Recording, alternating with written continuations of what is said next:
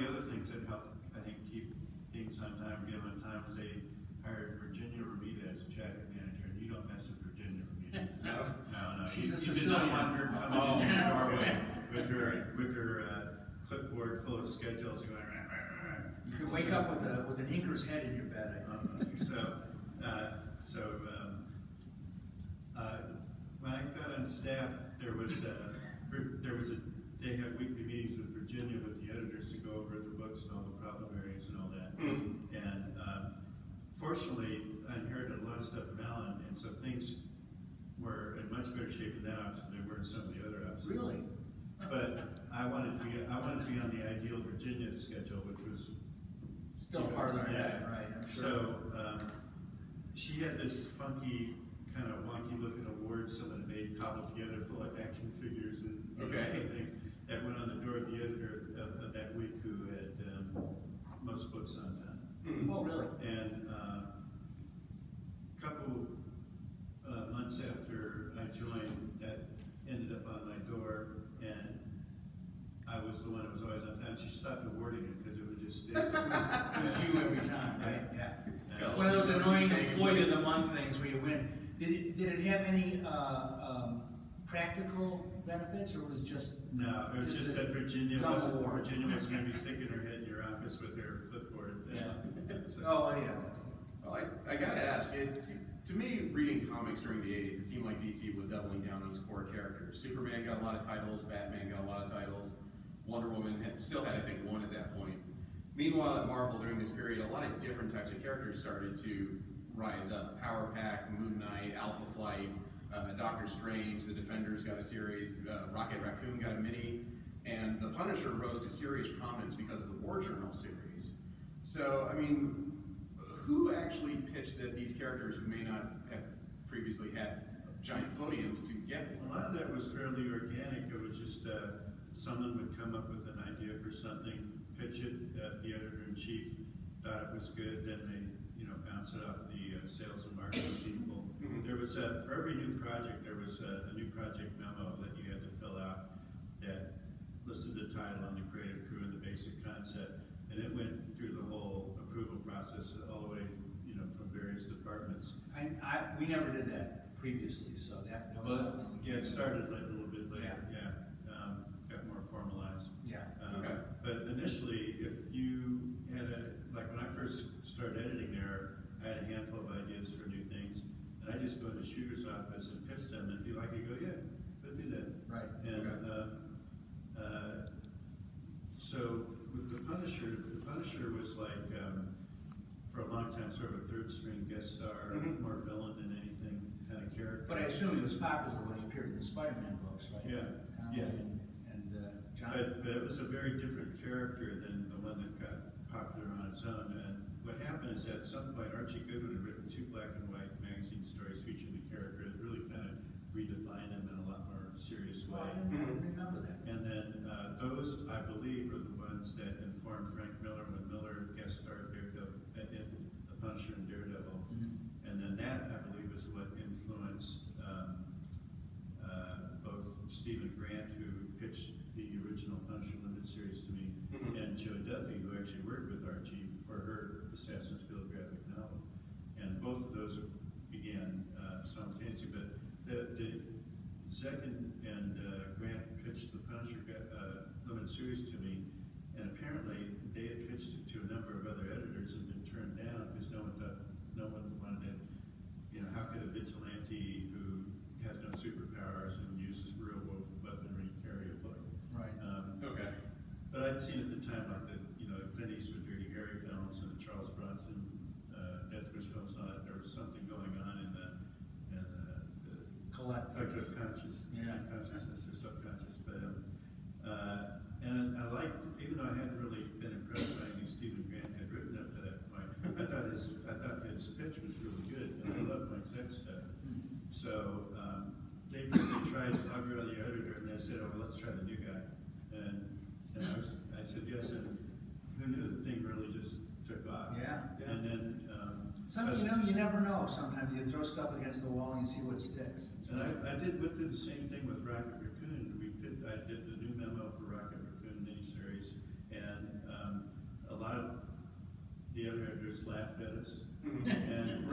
But that one took 30 years to be dedicated, where Yeah.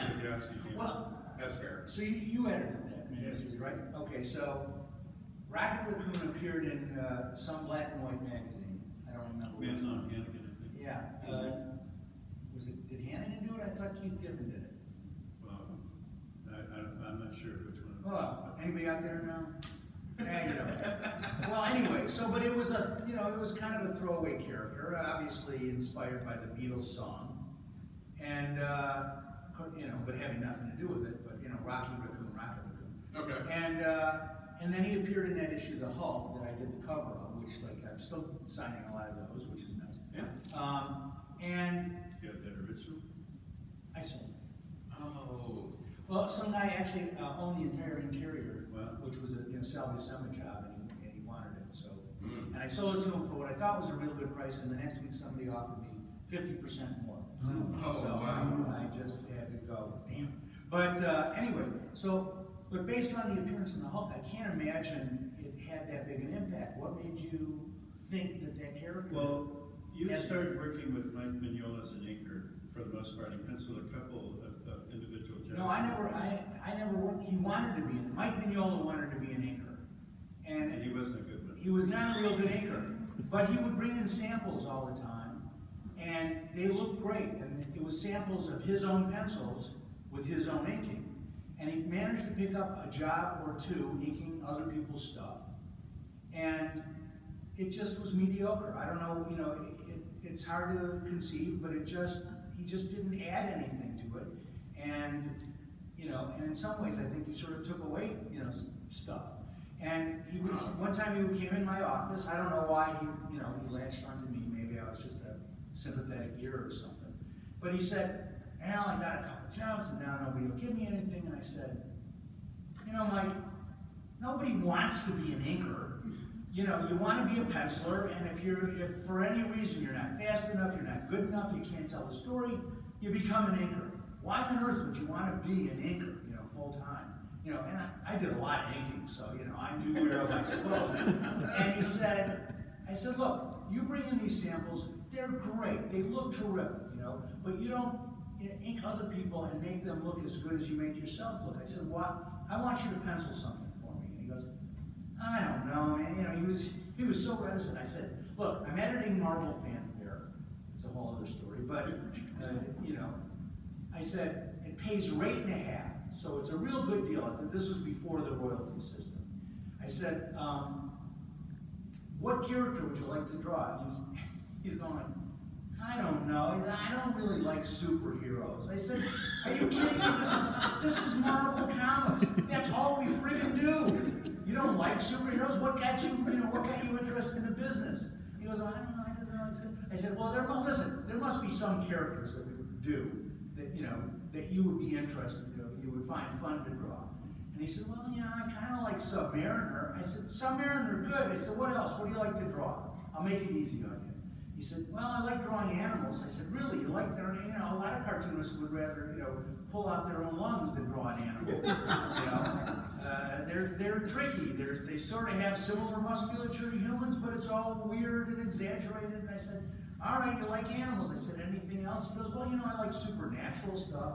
And he would bring in samples that looked like sort of, not quite as good, but Bernie Wrightson, witches and goblins and people in, old 1940s labs with the Erlenmeyer flasks and the spinny round glass tubes and stuff like that. I think I know why he went to you. Yeah. Just about anybody else he spoke to would have said, why are you here? Yeah. Well, because he was so good, I hated to see, talent not being used, and also wasted trying to eat people badly. So I said, okay, go home, I'll call you when I got something. So I called up Bill Manlow, who was one of my go-to guys, because Bill was an absolute professional. He was always on time. I liked his ideas. Some of the other people in the company didn't like his ideas, but I said, the nice thing about Bill is he turns this stuff in. Aliens. I said he turns the stuff in on time, and if you find fault with it, you've got time to actually get him to fix it. And he was very cooperative about stuff like that. So I called Bill up. I said, Bill, I got an artist here. He's really good. but he's a pain in my ass, and I want you to write a story that involves the Submariner, animals, and some kind of supernatural sorcery, blah, blah, blah. And instead of saying, what the hell are you talking about? I said, you know, he said, well, how long a story do you want? And I said, 10 pages is going to be in fanfare, it'll be a backup story. He says, great. Brings in this wonderful story. Submariner, he's swimming around the ocean as he does. Yeah. And he sees this galleon, and it's got these Arabian horses on it, and he just thinks they're the most beautiful creatures, noble and majestic, and his heart goes out to them, and he thinks they're great. And then, you know, he's you know, swimming around somewhere, and all of a sudden a typhoon kicks up, and it wrecks the ship, and it destroys, and he's praised, you know, Neptune or Poseidon, whichever one he was involved with, and he says, "Oh, great Neptune, please, you know, use your power, spare these wonderful creatures." And he says, "Very well, you know, my son, I will take care of it." And he turns the horses into seahorses. So, you know, they live and stuff like that. And it was just, I mean, it was a little nice, nothing throwaway story, but it was great. And so I said, "Bill, this is terrific. I like it." I said, I'll give it to this artist. I'll let you see it. And I'm sure it was done Marvel style with the plot. So I called Mike Mignoli, and he comes into the office. He said, "Mike, I got your story. Go home and draw it. Don't give me any credit." So he left, and he comes back in, and he did a beautiful job, knocked it out of the park. And I said, "Oh, Mike, this is fantastic. I love what you did here." I said, "Listen, so you know, I'll get it lettered, and you can, you know, I can give it to Bill, the script, and then once it's lettered, you can ink it." He goes, "I don't want to ink it." I said, "What? You know, you wanted to be an inker, and now here's an opportunity to ink your own stuff." He said, "You know, I penciled it really tight. I'll feel like I'm repeating myself." And I said, "You know, you give me action, man." So I said, "All right, fine." And I said, "Go home. I'll call you when I need you." You know? And so I said, "Who would do a nice job inking these lovely pencils?" And they were great looking pencils. And I thought, probably thought of Terry Austin, who always does a good job. And then I said, "You know what? Because of the illustrative quality of this stuff," I called up Craig Russell, who was a wonderful penciler and inker in his own right, but he had this great sort of calligraphic ink line. It was just so expressive, and I loved his stuff. And I said, "You know, Craig, I got this really nice story by a new guy, and I'd like you to ink it, you know." And he said, "Yeah, sure, I'll write." You know, so he inked it, sends it in, beautiful, perfect. And I called Mike up, and I said, "Mike, I got your job back if you want to come by and see it." And he thought it was great. He loved what Craig did with it. I said, "Okay, good, I'm glad you're happy." And then he says to me, "Hey, could I do another job for you?" And I said, "Sure, same you know, set of rules." He says, "Sure." So I called up Manlo, and Bill, you know, or Bill probably came into the office because he was coming in frequently, and I showed him the job, and he flipped over it. "Oh, this is great. This is one of the best anybody's ever, you know, drawn one of my stories." I said, "Good, write him another one. Same elements, you know." And he did another one with similar elements. No horses this time, but I don't remember exactly what the plot was. The Submariner, and he falls in love with a pirate queen or something, and you know, she's beautiful and weird, but wearing the whole swashbuckling outfit, and they have an affair, and I don't remember, you know, what the real conflict was in the story, but it was, you know, it was sort of equally well done. And then, you know, and then all of a sudden, the next thing I know, they tapped Mike to do the. What happened is that it was a point. I was getting to the point there. Mike was Slowly.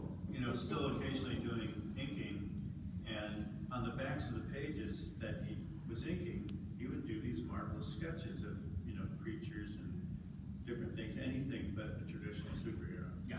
And Because he didn't like superheroes. And so, Marvel comics. Manlo wanted to push doing this Rocket Raccoon miniseries, and no one else besides me at Marvel thought that might be a good idea. Or, you know, we thought that Mignola would be the perfect one to draw this thing, and he loved the idea, so he did it, and nobody thought that, you know, would go anywhere. It didn't break any sales records, but it didn't go down in flames either. Right. Just Yeah. a long time for it to.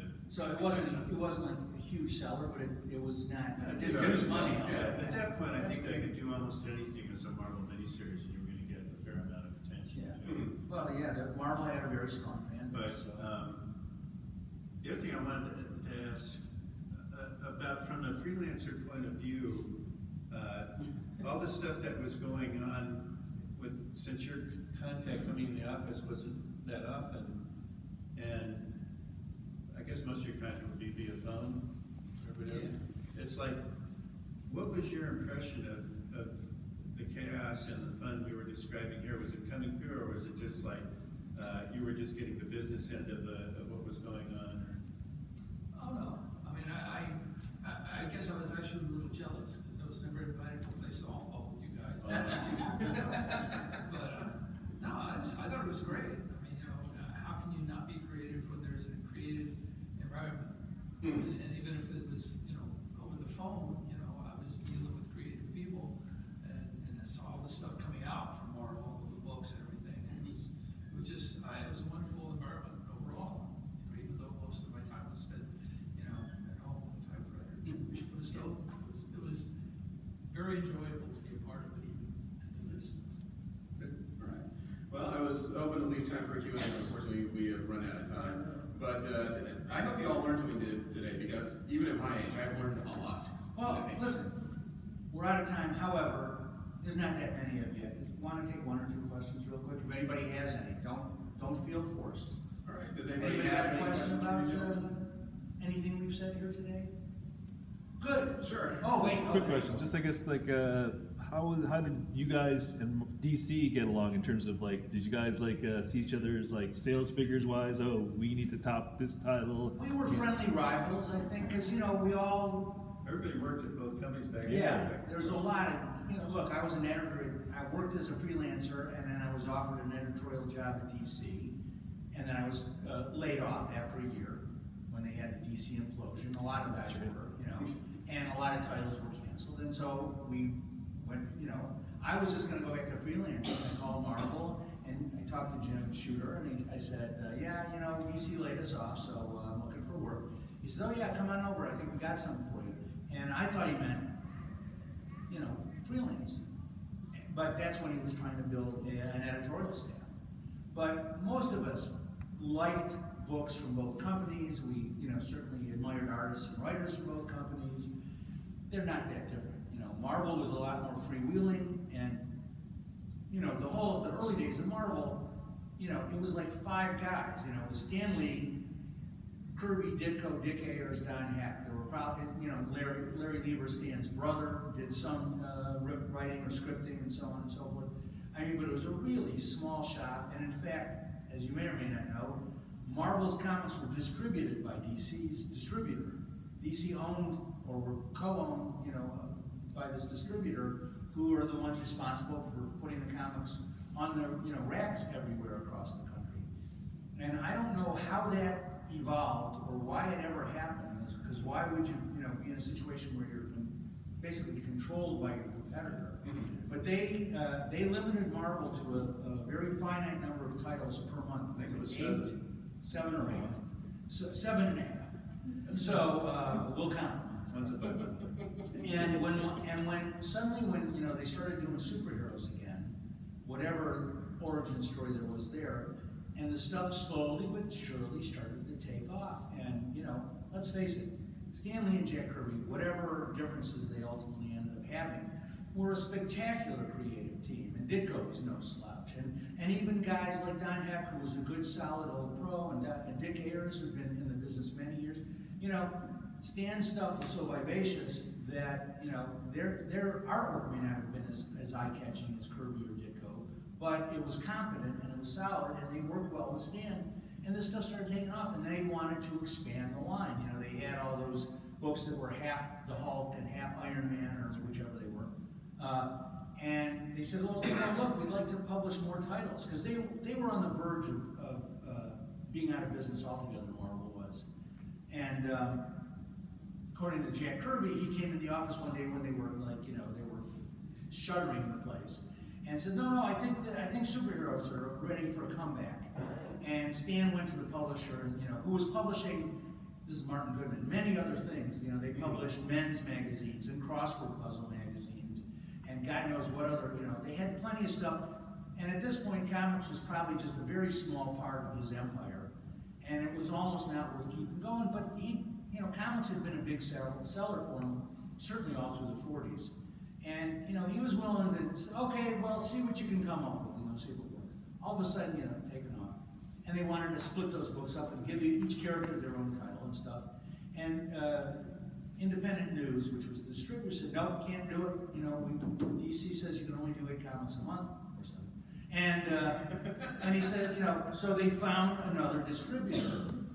And boom, that's when it all took off. It was, but the people, us freelancers, we like both companies. DC was certainly a much more corporate, kind of an atmosphere. I mean, you hear some horror stories. All the editors were, it was like a closed shop kind of thing. Each one had their own stable of people, and you couldn't work if you worked for Julie Schwartz. You couldn't necessarily work for Murray Boltnoff, or Jack Schiff. And God forbid if they gave you a job and you finished it and had still two weeks left in the month with nothing to do, you couldn't go and work for Marvel or Charlton or something. You had to use a pen name. Like, I don't know why they couldn't actually, recognize the styles. I could. I was a 12-year-old kid, and I'm going, Adam Austin, yeah. I mean, so people would go over and work for Marvel just to, fill in where they had holes in their schedule.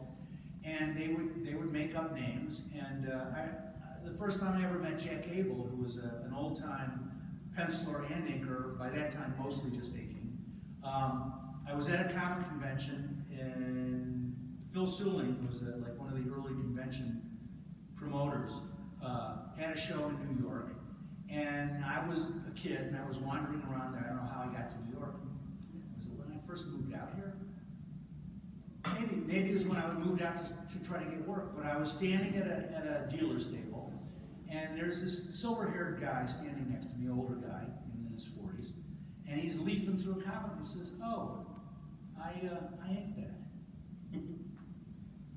And so so he put it back down, and I picked it up, and I looked at it, and it was signed, inked by Gary Michaels.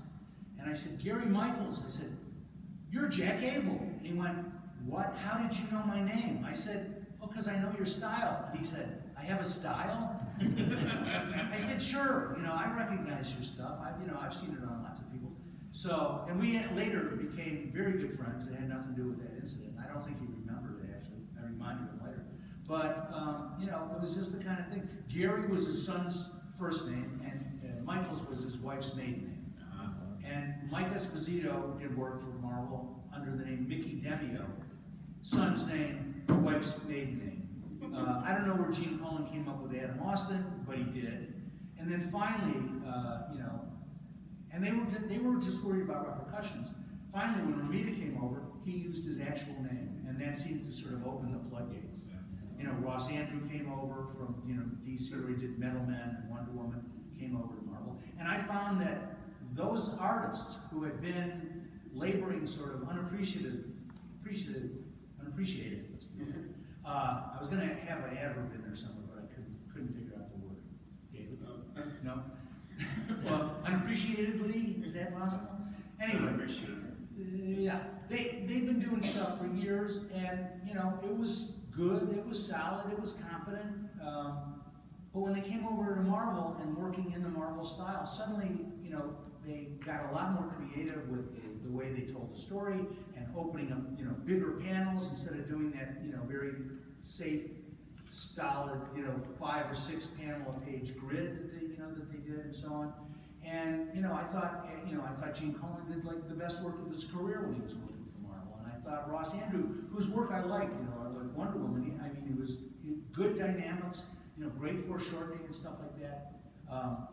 He got to do stuff at Marvel, including Spider-Man, and I liked his Doc Savage. He did a lot of stuff, and it was just great, and working Marvel styles seemed to really kind of unleash their hidden talents. From the mid-70s, well into the 80s, there was a lot of socializing going on amongst all the pros in the New York area.